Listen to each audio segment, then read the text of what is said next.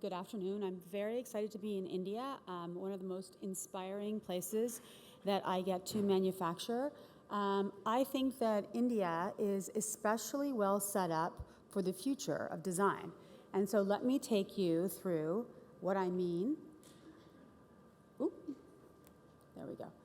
So I usually start my presentations by answering questions I know that I will get somewhere along the line. So people often ask me, how did you start? How did you start your brands? How did you start writing books? How did you start all of these different endeavors? And I would say by education. So I am Canadian. I went to Queen's University. I got an undergraduate degree in art history, and then I went to Parsons School of Design, and I have stayed in New York ever since. So just a little peek into my life. This is my apartment in New York, which is equal parts apartment and design laboratory. So what I do is I try all of my designs on a sort of rotating basis through my space to see what works, what doesn't work, and to continually hone my design aesthetic. I also have a small beach house in the Hamptons, which also sort of does the same kind of thing, continuous design laboratory. So during my career, I have had the privilege of starting several direct-to-consumer brands in the United States. The first one I started was Dwell Studio, and I started right out of university. And as I go through the presentation, you'll be able to see how many of my beautiful products over the years have been manufactured in India. So Dwell Studio I built over 12 years, and I sold to Wayfair, which is the largest e-commerce home furnishings company in the United States, in 2013, and then served as their executive design director for about 2 years before leaving and starting another brand. And the thing about, at the same time, I also did Living by Christiane Lemieux in London in the House of Fraser, and so some of the same product categories. And then while I was Wayfair, I realized that technology was going to impact our business more than I think I had, any idea prior to that. And I also, while I was at Wayfair, I realized that the direct-to-consumer model was going to change the business full stop. And I think during the pandemic, we all got to experience how our lives would change, how important our homes would be, and how the direct-to-consumer model online was actually here to stay. Interestingly enough, home furnishings design was one of the most underpenetrated categories in the United States and actually globally, as well as grocery. And I think what we realized during the pandemic is we could get everything everywhere online, and that home furnishings would be one of these categories that would go from not being very well represented online to being extraordinarily well represented online. And in fact, I had a conversation with my CEO at Wayfair, Neeraj Shah, and he told me that during the pandemic, they got 20 years of market penetration in 2.5 years. So the whole design, furniture, lifestyle category went from not really being considered online to being fully considered online. While I was at Wayfair, I also realized that technology was affecting the way we manufacture these home furnishings products. And I realized that using, for textiles, using digitally printing and digital printing methods would really open up a new avenue for home furnishings. And so I took a digital printer, I put it into a factory in the United States, and I created a whole system of patterns where from a D2C level, you could choose your chair frame, choose your pattern, we would digitally print the fabric, and then we would upholster the furniture and get it to you in under 4 weeks. And so this was the first, large-scale custom furniture in the United States. And I sold this company to an American company called Havenly in 2022. In 2020, I also realized that the pandemic had a profound effect on all of us, and that during this time, we all reconsidered our lives and what it meant and, what the future looked like. And I decided to step out of my role as a CEO of the Inside and to do what I really, really love, which is interior design and product design. And I started my third and favorite lifestyle brand, Lemieux, in the luxury space. And so this is just a little bit of my work, but really combining product design, interior design, in a seamless way, and a vocabulary that's very much mine, and really focusing on the luxury market in the United States, Europe, and abroad. I've also written 3 different books, which I think the sum total of that has been very helpful as I think about interior design going forward. I spend a lot of time teaching at business schools now, sort of design thinking and creative problem solving, and it comes from, I think, largely the book writing. So people often ask me, where does your inspiration come from? And it comes from all over the place, but I think principally it comes from art. And as I walked through all of the galleries here today, I was incredibly inspired by all the art I saw, by some of the techniques I saw today. Some of this paper art is absolutely incredible. So art really shapes the way I think about design, but I also think it shapes the history of design. So as I write books on design, I think about art, artists and the palettes they create. All of those things are indicators of what interior palettes are going to look like. So if you look at contemporary artists, it usually, the germ seed of design ideas, trends, movement, usually starts with the art world. The next thing that I think is really important is flea markets. And so, interestingly enough, the Paris flea market often is the sort of precursor to all of the design trends. So you can, walk through the Paris flea market, and you'll be able to pick up on the trends that will then sort of permeate the market. So I spend a lot of time looking at what's happening in the flea markets. I also find it in travel. So I travel all over the world. I was just in India in the summer. I'm back here now. I find this country especially inspiring, not only because of the way India thinks about color, the way India thinks about pattern, the way India thinks about mixing these things, I think is tremendously important. So, I find a lot of inspiration in that. I think one of the really interesting things that's happening, not only in the market at large, but specifically in our design market, is that auctions also give us very strong indications of what trends are coming down the market. And so if you see, it changes constantly, but if you follow the auctions, you'll have a very good idea of what the market will be looking for in the near future in terms of purchasing.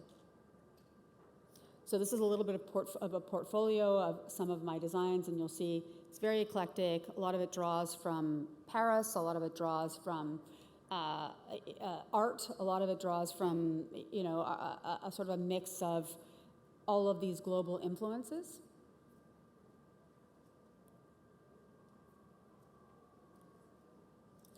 So let's talk about trends. And as I walked through today, ID India, I can see that all of the trends are happening here, that there are various vendors that are showing all these trends, but there's some very specific trends that are coming out this year. One is surfaces that shine. So for the first time in a long time, we're seeing a resurgence of stainless steel and stainless steel elements. We've had a lot of brass, we've had a lot of bronze, things like that, but we're really seeing these surfaces that shine. And we're seeing them in architecture, we're seeing them in upholstery, we're seeing them in accessories, we're seeing them in touches of almost everything. Another thing we're seeing is this total embracing of design history. So even as I walked through the, I think it was the design pavilion today, I saw many examples of Aubusson verdure, so some of these really historical textiles being redone and remade and rethought into furniture just down the way. And so this idea of design history is really permeating what we're thinking about these days. Ooh. Oh, sorry. The other thing that I think is becoming very important is this idea of the art of the mix.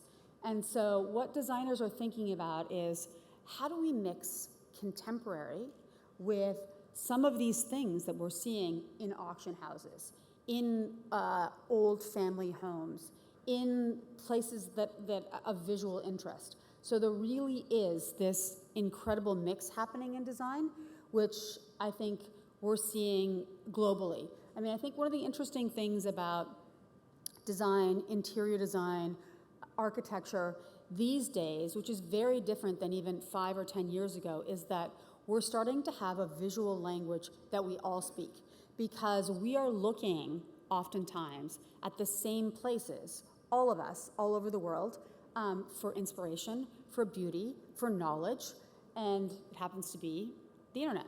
So we are all starting to speak the same visual language, but what I find fascinating and really beautiful is how culturally everybody is doing their own version of some of these global trends. So, I mean, you know, in India and in Indian interior design, I'm seeing really beautiful, very powerful examples of contemporary design mixed with some of the traditional elements, and it's pretty phenomenal. The other thing we're going back to, especially in the United States, is this neo-traditional. So some of this kind of modernity that we've seen a very blank slate. We've seen years of, we tell jokes about it now in New York, of boucle, of white boucle. People are looking now for design, texture, ideas, pattern, color in ways that they have not in a very long time. And so I really celebrate this. And as I walked through Delhi yesterday, even just at the Red Fort, and I looked at all of the incredible details and patterns that were there, and I thought about how this culture mixes in the most sophisticated way. There is a neo-traditional element to that, which I think is pretty amazing. And we're also seeing a little bit of maximalism. So, the pendulum swing in design, architecture, et cetera, is pretty interesting. And so what was relevant 2 years ago in terms of this blank slate, minimal idea of design has completely changed. And now we're seeing layers, maximalism, we're seeing wallpaper, we're seeing color, we're seeing all of these elements, which if you walk through the pavilions are very much represented here. The other thing we're seeing a lot of now is saturated color. So we've gone from blank slates to show me your purple, show me your gray, show me your red. And so we're really seeing color come into design again in a very, very meaningful way. So let's talk about the future of design. And this is the near future, and it's happening now. So first off, our AI, so virtual manufacturing. And this is what all of my design students and design partners ask about constantly. So for example, I did a hand sketch of a chair, I made it into a CAD, and then I threw it into AI. And the AI, what it did for me was spit out the chair in I had 10 actually, different finishes, but it spat it out for me, and these are the two best ones. So we are getting to a place where we can virtually manufacture our furniture, our decorative accessories, our textiles, we can CAD rooms, we can see things in ways we never could, and instead of taking hours, it literally takes minutes. So I mean, obviously designing the chair was one thing, sketching the chair was one thing, but spitting out the finishes took, I don't know, 2 minutes. And so what it's also doing is things that were laborious for us as designers, like 3D modeling, that take a lot longer, we can actually just circumvent now. And so, you know, I know that artificial intelligence is a scary thing and people don't really want to talk about it, but for us as designers, for us as architects, it is an incredibly powerful tool. So what I'm able to do now is I'm able to concept, I'm able to input it into artificial intelligence, I'm able to spit it out in various forms, and I'm able to actually test it using social media before I ever manufacture anything to see if people will love it or hate it. And you get a sense very quickly because we're a design community. So people are, you know, very willing to be very direct with you, whether they like your product or not. So I do this on a fairly consistent basis. So AI and photography. As designers, and as manufacturers, as furniture designers, as textile designers, one of the most laborious and expensive parts of our businesses is photography. And so using artificial intelligence, 3D modeling, Photoshop, and a whole bunch of different things, we can now create compelling imagery at scale for a fraction of the cost that it used to be. So, for example, in this particular picture, I have my interior, photography, I have my chandelier, 3D modeling, I have some art created by artificial intelligence. I package all of these things together, and then I create a final image. So when I think about the logistics of this, especially in New York, it's probably easier, well, probably not easier in Delhi, it's pretty hard to get things done here too. But in New York, it's very difficult to get things done. So if I think about the logistics to create one really beautiful photograph to sell a product, it is renting the space, getting the furniture in, having a stylist, having somebody wire the chandelier. I can do all of this virtually now. And the most interesting thing is, I can, if I go back to this slide, I can take this chair, put it in that space, and find out if my community, if my designers, if the architects love that product before I ever make it. So it's a tool that I think designers and architects can really embrace. I can't say, you know, emphatically enough how much it helps all of our businesses. So let's talk about social retail, and let's talk about the future of retail. And this is where I think that India is so beautifully set up to own a very big part of this market, because this is a design community with extraordinary craftspeople, unbelievably erudite taste, and the ability to manufacture things in a way that a lot of other countries can't. And so if you think about the direct-to-consumer model, in China they're doing it very well with fashion. So they're showing things in social media, and they're shipping it directly from China to the end consumer all over the world. I think that India is extraordinarily well set up for this, especially in the home furnishings category, because nobody does, you know, textiles. I mean, I think about rugs, I think about furniture, I think about inlay, I think about, you know, beautiful sand cast objects. Nobody does it like the Indian manufacturers. So the ability to create really beautiful interiors, to virtually manufacture product, and then to use social selling will allow designers here to be able to sell beautiful product directly to the end consumer all over the world. So you can see, I mean, this is becoming the way this category gets sold. And the interesting thing about this is, I believe in 5 or 6 years, you won't even need a website anymore because consumers won't be going to websites. They'll be going to their favorite platform, they'll be saying their favorite picture, and they'll be buying that way. And I can tell you that even just from personal experience, we're seeing traction on things like Meta, on things like TikTok Shop in a way that is actually outpacing our current website. So when you think about and you compound all of these things, you think about virtually manufacturing, you think about creating imagery, you think about social retailing, you'll see the future of what design and design sales look like.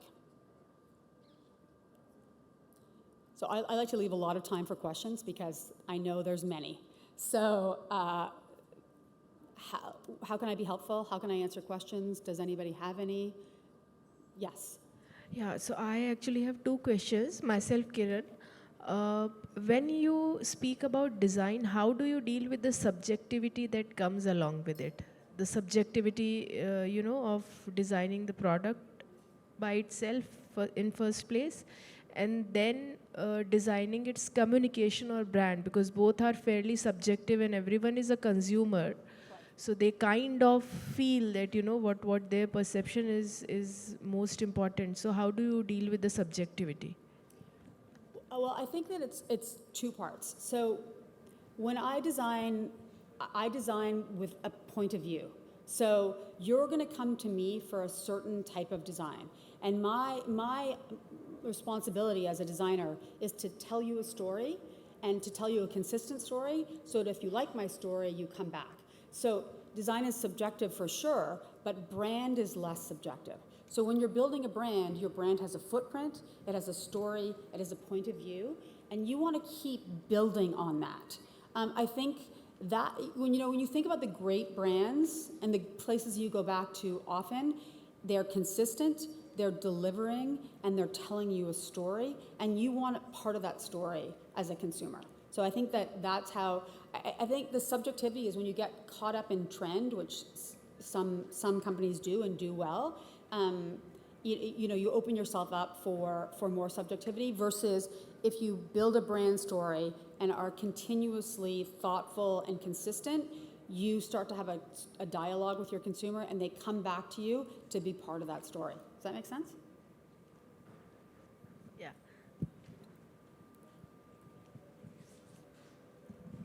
Hi.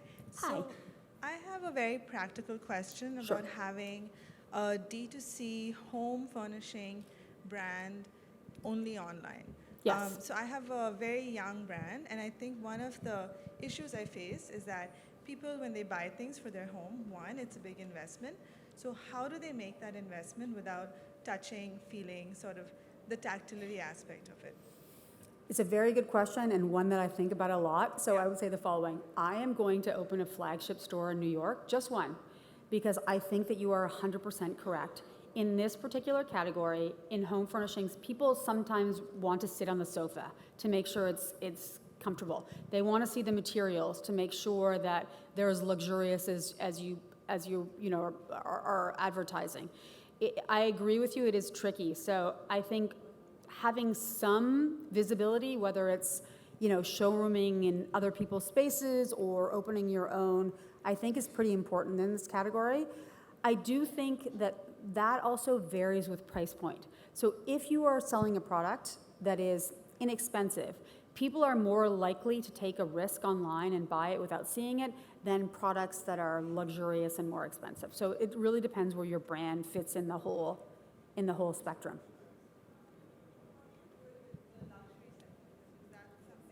How do you do it in the luxury sector? How do you do it in the luxury segment where you have, I think, your products in your newest line?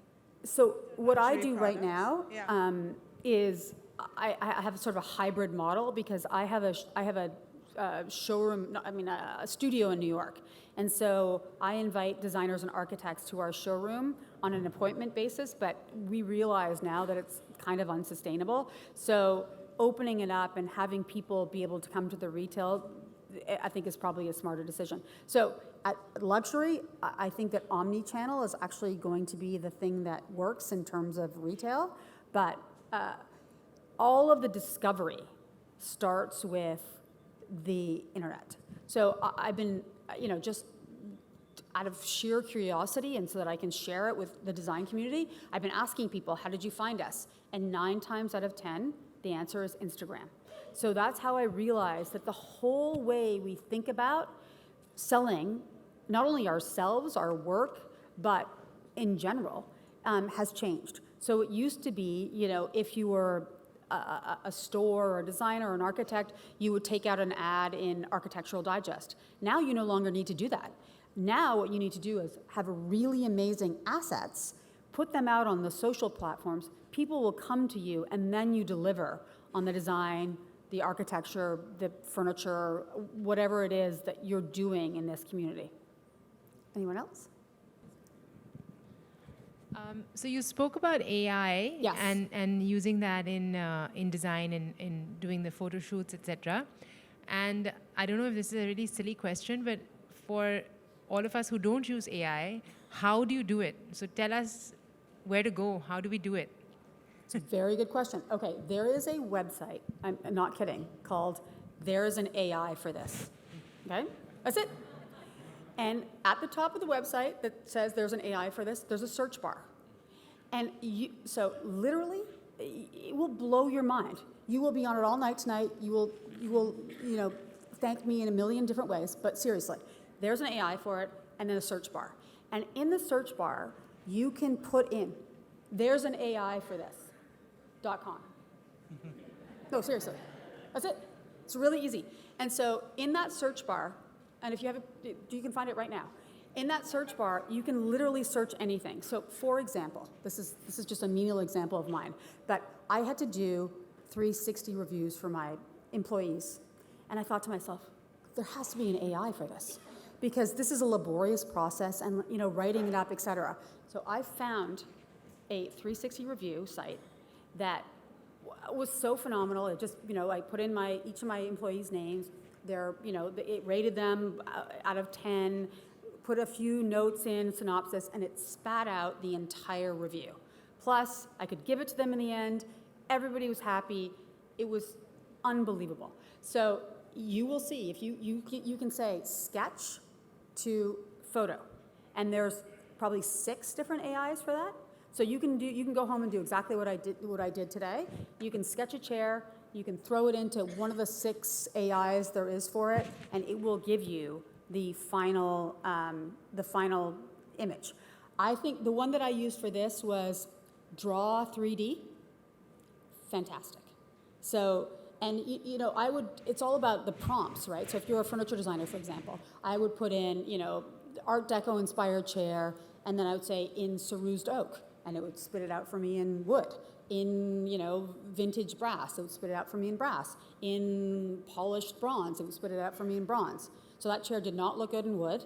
It looked great in metal, and that's how it ended up being in the presentation. But literally, it is that easy. And there is an AI for everything. So the next thing that's coming down the line, which for designers is amazing, is CAD. So you will be very, very shortly be able to take your drawing with your, not necessarily totally specific measurements, put it into AI, and it will spit out a final CAD. It's pretty great. Anybody else? Yeah, one question. Yeah. Okay. Hi. No problem. Can I ask the last question? Yeah. Sure. Good evening. Thank you so much. I am here. Oh, there. Yeah. The light's really bright. Sorry. Thank you so much for this wonderful presentation, and I'm glad you could showcase the use case of sketch to picture, and Yeah. even and how you can save a lot of cost by doing a photo shoot just virtually.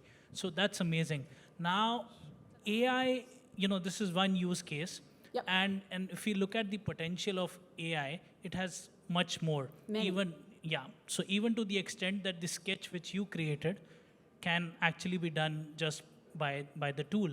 So in that case, how do you see this, number one? And number two, how do you, in that case, you think the role of a designer and an architect would be different in the years to come as AI replacing step by step each of the manual role?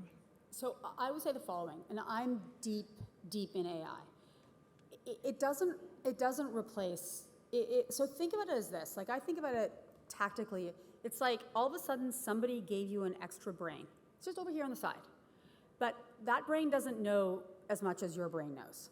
But the interesting thing about humans is that what we know is shaped by our experience. So our view of the world is much more of like a laser focus versus your extra spare brain over here, AI.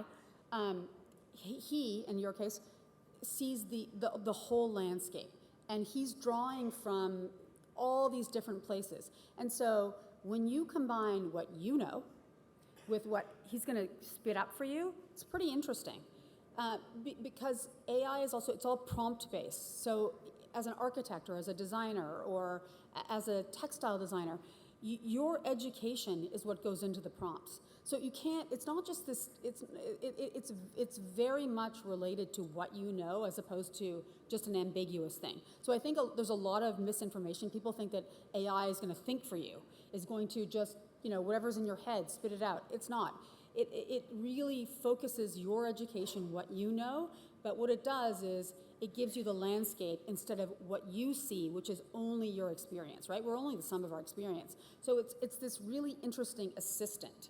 And I don't think it doesn't replace your knowledge, it just is additive to that, if that makes any sense. So don't be scared of it, embrace it. It's like you're the best assistant you'll ever have because it's thinking like you, but not in the same structured way because it didn't go to school with you, it doesn't have your life experience, it hasn't seen the things you've seen, it doesn't love the things you love, it's just giving you everything.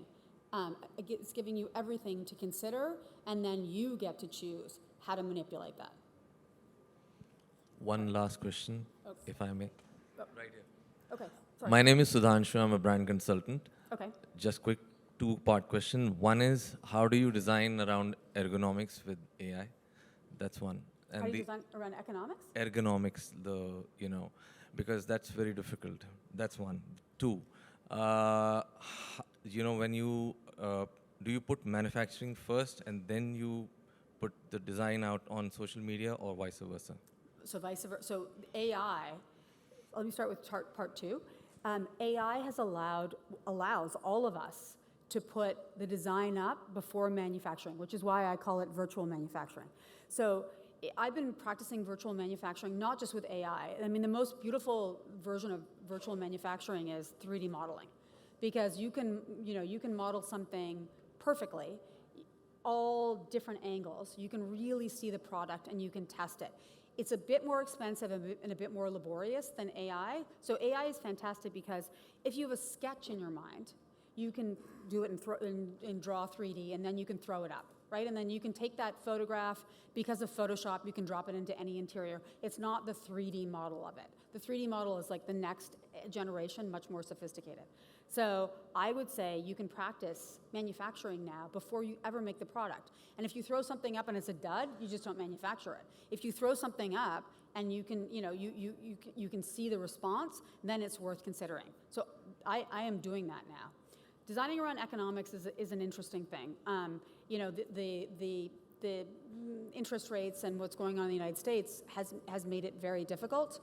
I always try and look at the bright side. People aren't buying homes because of interest rates, but they're redoing the ones they have. So there's always room in the market for something that we do. And with branding, it's all on how you present it, right? So the great thing about design, architecture, home furnishings is that this isn't, it's a much more considered category. So, people are willing to think and spend more than fashion. So we have that on our side.